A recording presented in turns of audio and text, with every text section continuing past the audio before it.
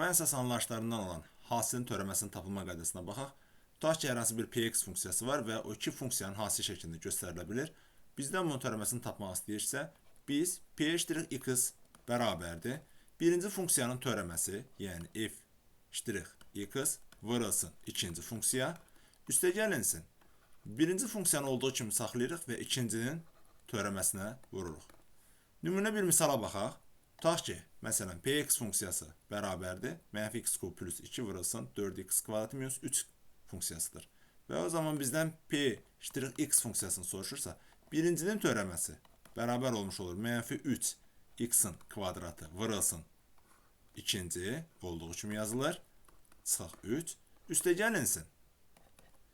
İkincinin törəməsi vurulsun birinci. Yəni, -x-in kubu olduğu kimi qalır. İkincinin törəməsi olmuş olur 8x. Və biz buradan ifadəni sadələşdirsək, alırıq ki, p(x) bərabərdir. -12x üzərində 4 üstəgəlinsin 9x-in kvadratı. Üstəgəlinsin 16x çıxılsın 8x-in kubuna. Deməli, verilən px funksiyasının törəməsi bu funksiyaya bərabərdir.